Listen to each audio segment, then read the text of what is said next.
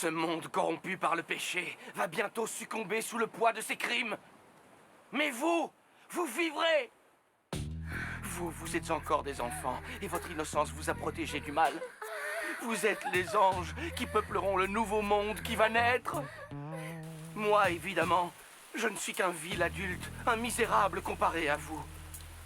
Mais je veux me purifier en agissant à vos côtés. Je vous en supplie, mes enfants, pardonnez-moi mes péchés et guidez-moi. Prenez ma main et marchons ensemble vers la lumière. Montrez-moi le nouveau monde qui viendra bientôt remplacer cet enfer. Et je vous promets qu'ensemble, nous atteindrons le paradis. Au secours, monsieur! Ouvrez, je vous en supplie! Je vous promets que je ne vous contredirai plus jamais! Mais sauvez-moi! Par pitié, ouvrez! Allons, Je vous en supplie, monsieur! bientôt nos cœurs ne feront plus qu'un. J'ai mal!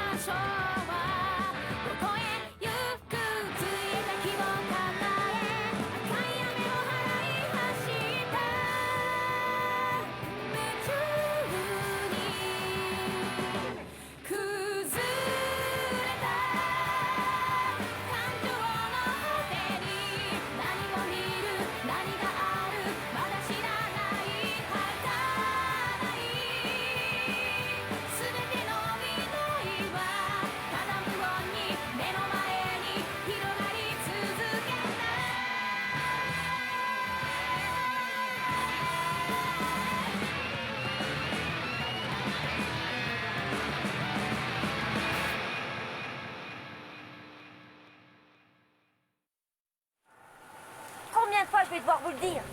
Cette histoire de virus n'est qu'une invention du gouvernement. Parce qu'il est incapable de comprendre pourquoi ces cadavres se sont mis à nous attaquer. C'est un mensonge pour endiguer la panique.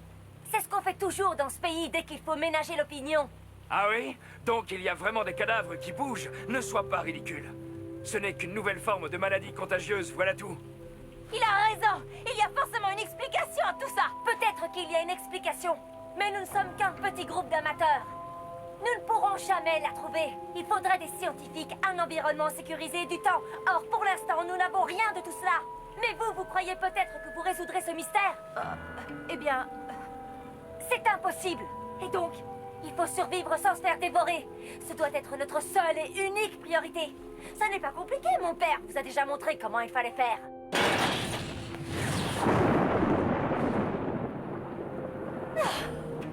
Je comprends maintenant. C'est donc là que tu voulais en venir. J'aurais dû m'en douter. Je trouvais ça étrange de voir des lycéens manipuler des armes. Mais c'est ça que tu es vraiment venu nous dire. Cette histoire de protection, c'était du baratin. Tout ce que vous voulez, c'est nous contrôler par la force. C'est tout. Ils veulent nous soumettre alors que tout le continent asiatique est touché par cette catastrophe. Qu'est-ce que le continent asiatique a à voir dans tout ça? Ça suffit, écoutez-moi tous. Ces jeunes gens sont venus ici pour nous transformer en tueurs. Quoi? Vous ne comprenez pas? Cette lycéenne est la fille du meurtrier et elle ose venir nous voir pour tenter de nous intimider. Attendez, on peut savoir de quoi vous parlez au juste? Toi, tu te tais, tu laisses les adultes parler. Qu'est-ce que vous avez dit? Est-ce que vous avez la moindre idée de ce que j'ai fait pour survivre? Tout ça, ce sont des foutaises. Maintenant, ce sont les adultes qui décident. Ce ne sont pas ces porcs de bourgeois ou de vulgaires lycéens assoiffés de violence qui vont nous donner des ordres. C'est nous, les adultes pacifistes, qui commandons. Écoutez-moi bien, il est hors de question que nous acceptions cette dictature de la violence.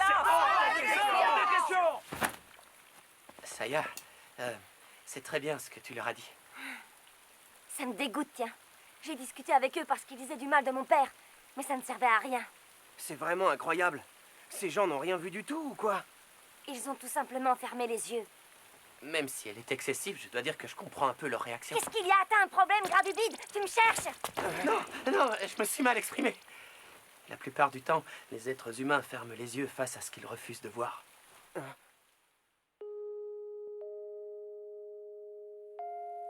Personne n'a envie d'être rejeté par les autres. Tu sais, ils ne sont pas idiots.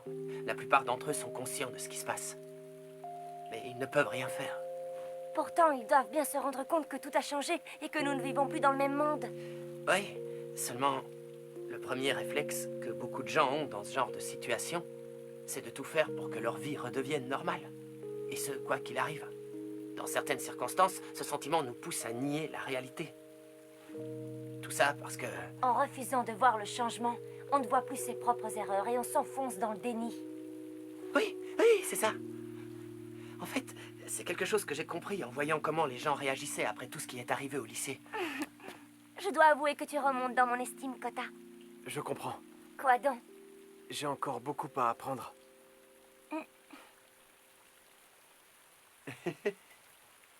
Qu'est-ce que j'ai dit? T'as vraiment un don, tu sais. De quoi tu parles? Je ne fais qu'admettre mon ignorance, ça n'a rien d'extraordinaire. Tu vois? Tu penses la même chose que moi, hein? Ah ouais, il a un truc, c'est évident. Vous pouvez me dire de quoi vous parlez? Tu as oublié? On parle de cette qualité. Ce don que tu as et qui fait de toi notre chef depuis que tout a commencé. Ah.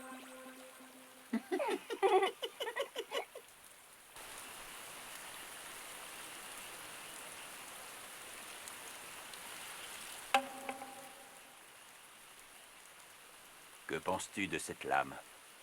On raconte que la fille de maître Busujima est si douée sabre à la main qu'elle rivalise même avec Sao no Chiba.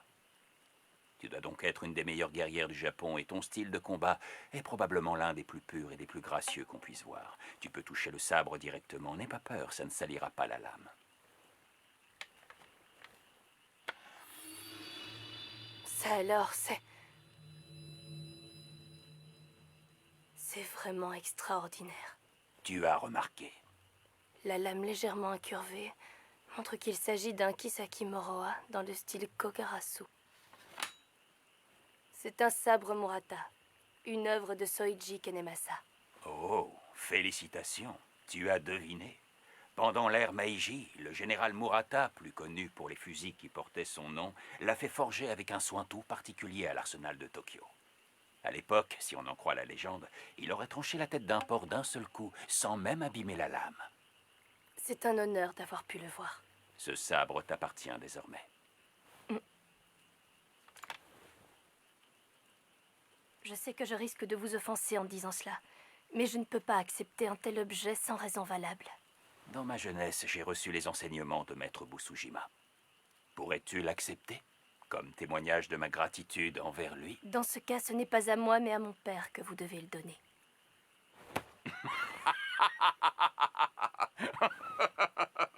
Tu es la digne héritière de la famille Busujima. Tu fais preuve d'une franchise désarmante. Ne voyant en cela que la faiblesse d'une jeune fille et non un trait familial. Tu sais pourquoi je te le donne? Je pense aussi à mon ingrate de fille. Il est vrai qu'il m'est arrivé plusieurs fois de lui sauver la vie au cours de notre échappée, mais j'ai aussi survécu à de nombreuses épreuves grâce à elle. Si vous tenez vraiment à la protéger, plutôt que de m'offrir ce sabre inestimable, vous devriez garder votre fille à vos côtés. L'héritière de la famille Tagaki aime ses parents d'un amour profond, malgré les apparences. Malheureusement, elle le ressemble un tout petit peu trop. Ce qui renforce mon argument. Vous devriez donner ce sabre à Takashi Komuro. Il est le chef de notre groupe. Je connais ce garçon depuis sa plus tendre enfance. Je reconnais qu'il est devenu un homme bien. Et la confiance que tu lui témoignes suffirait à dissiper mes scrupules si je ne le connaissais pas. Toutefois, malgré toutes ses qualités, je sens qu'au fond de lui, il a encore des doutes. Et un chef se doit d'être décisif en temps de crise.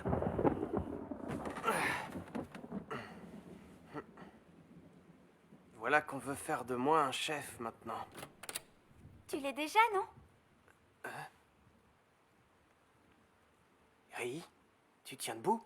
Si tu forces trop, tu ne pourras pas guérir, tu sais. Écoute, nous comptons tous sur toi. Depuis que tout ça a commencé, tu as été si courageux, au lycée ou ailleurs. C'était seulement la force du désespoir. Dans le fond, je ne sais rien faire.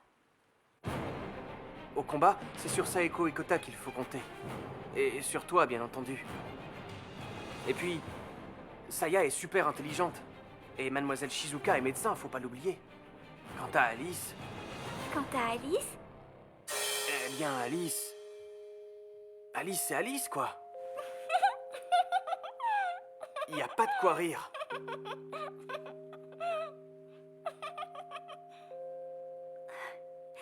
Takashi, Quoi? écoute bien. Je vais t'apprendre une règle à propos des filles. Ce qu'on aime, c'est les hommes mignons qui savent s'occuper de nous. Quoi, c'est tout? Oui, c'est tout.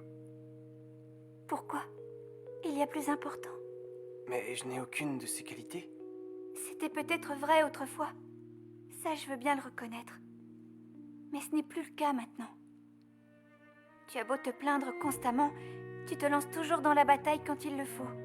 Tu le fais sans raison, seulement parce que tu sais que c'est nécessaire. Tu comprends, Takashi? Tu t'es toujours comporté de cette façon. Mais moi, je ne m'en étais pas aperçue. C'est vrai, tu es peut-être comme ça depuis le début. En fait, j'en suis certaine. Oui. Et c'est pour cette raison que je veux rester avec toi. Je ferai tout ce qu'il faut pour être auprès de toi. Ah, même si un jour tu tombes amoureux d'une autre fille, je resterai. Parce que je ne pourrais pas vivre sans toi. Ah.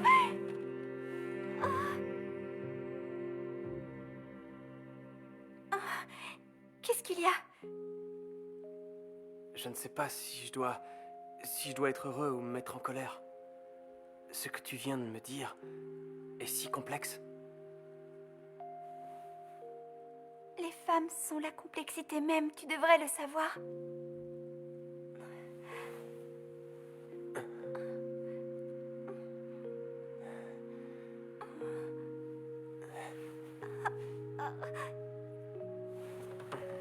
Excuse-moi. Tu as encore mal. Retourne te coucher. Je vais demander à Mademoiselle Shizuka de regarder. Takashi, réfléchis bien à ce que je t'ai dit tout à l'heure.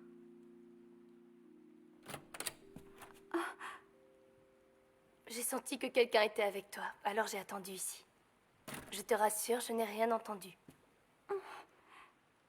S'il te plaît, est-ce que tu pourrais lui parler, toi aussi? Quelque chose me dit que tu auras plus de chance que moi. Très bien. Ah oui, tant que j'y pense. Oui, quoi? Quand vas-tu arrêter de me parler comme si tu avais une dette envers moi? Après tout, nous sommes toutes les deux... Je ne veux pas parler de ça. Laissons ce souvenir là où il est.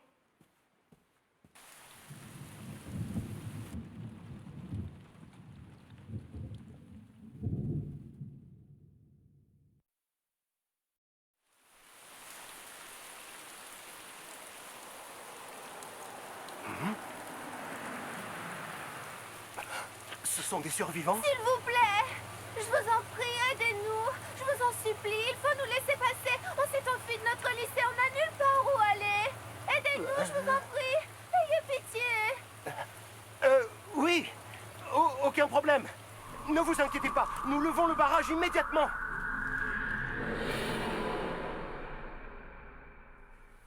Vous tenez à retrouver vos parents, quoi qu'il arrive?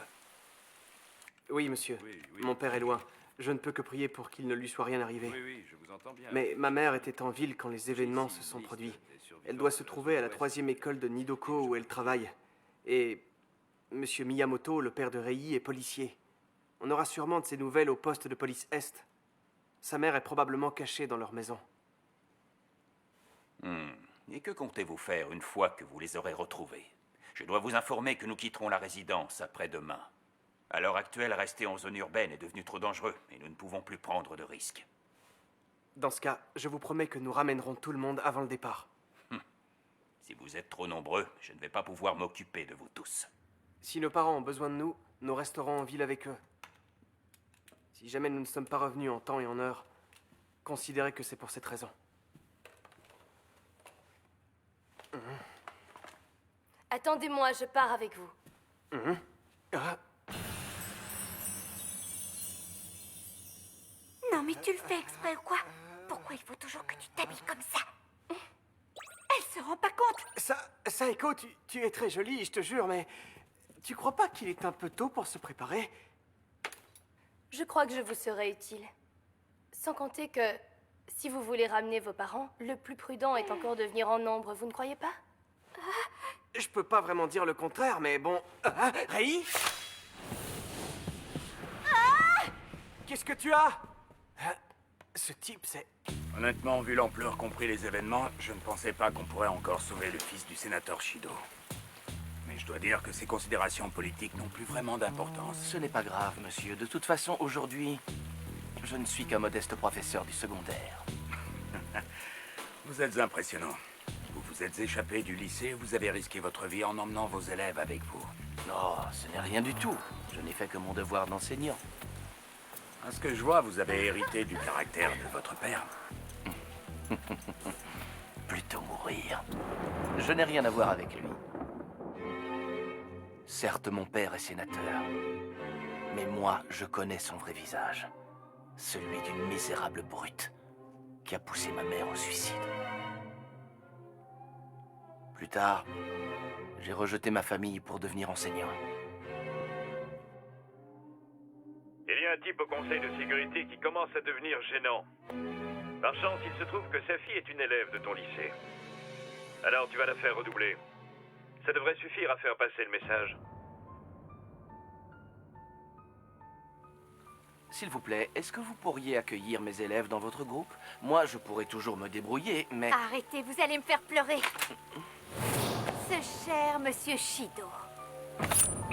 Mademoiselle Miyamoto, ravi de voir que vous êtes saine et sauve.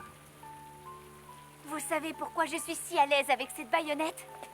Parce que je suis experte dans le maniement de la lance. C'est mon père, le champion des jeux préfectoraux, qui m'a tout appris. Mon père que vous n'avez pas hésité à faire souffrir. Mon père, un colosse inébranlable qui peut risquer la mort sans sourciller. Et j'ai vu cet homme me faire des excuses en pleurant toutes les larmes de son corps. Il m'a dit que c'était sa faute si je redoublais. Je savais que vous seul pouviez manipuler mes notes. Pourtant, j'ai retenu ma colère. Parce que depuis des mois, mon père enquêtait sur le vôtre, le sénateur Shido, et qu'il était sur le point de le faire arrêter. Mais maintenant... Vous êtes prête à commettre un meurtre, vous en êtes certaine? Vous, mademoiselle Miyamoto, la fille d'un policier? Vous comptez vraiment devenir une criminelle? Vous êtes mal placée pour me faire des leçons de morale! Dans ce cas, tue-le, qu'on en finisse! Je reconnais que j'entretiens des relations professionnelles avec le père de cet individu. Mais cela ne veut plus rien dire désormais. Alors si telle est ton intention, tue-le! Saiko! Laisse-la, c'est une décision que Rei doit prendre toute seule. Très bien, allez-y. Tuez-moi si vous le voulez. Tuez-moi, je ne résisterai pas, mais vous devrez supporter le fardeau de ce crime pendant toute votre vie. Je suis encore votre professeur, et c'est la meilleure et la dernière leçon que je puisse vous donner. Allons, tuez-moi, si telle est votre intention.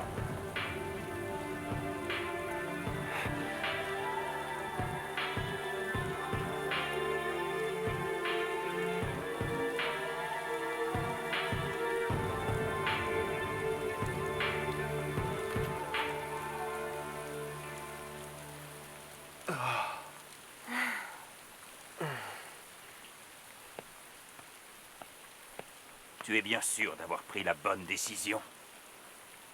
Cette ordure ne mérite même pas d'être tuée.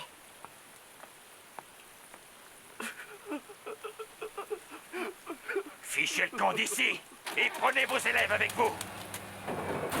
Vous en avez déjà fait vos moutons.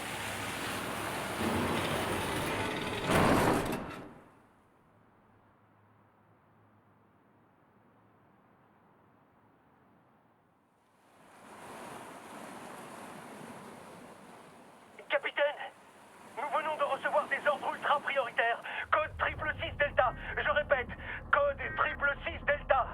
Attention, les cibles désignées sont November Kilo et Romeo Charlie. Bien reçu. Number One, allez vérifier les ordres. J'attends votre confirmation.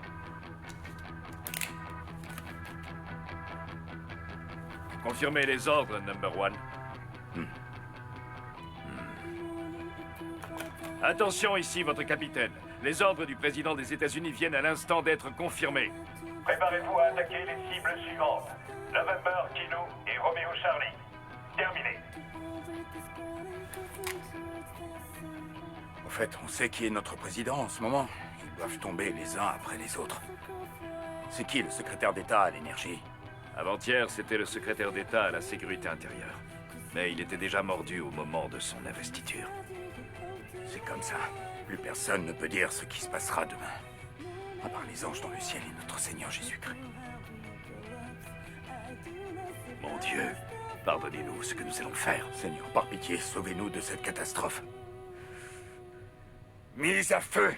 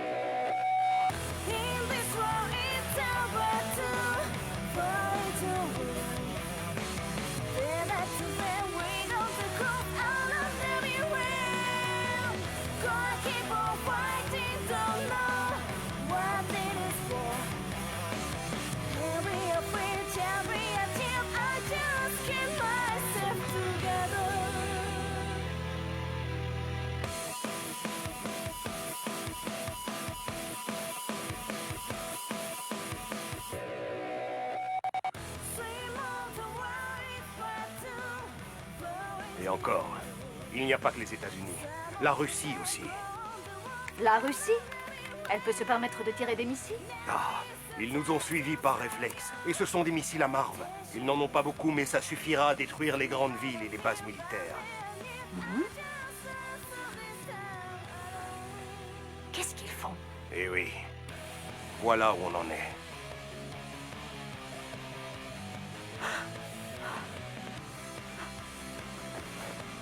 Après l'attaque des morts-vivants, les frappes nucléaires? Même Hollywood aurait jeté ce scénario à la poubelle. Non. Ça y est, ils l'ont fait. Seigneur.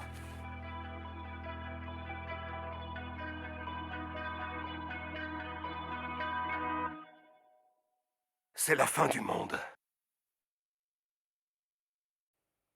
Une impulsion électromagnétique? C'est une attaque Comptez EMP. sur nos équipements électroniques. Préparez-vous au combat! On se croirait dans Fort Alamo. Kota, je te confie À ma partir fille. de maintenant,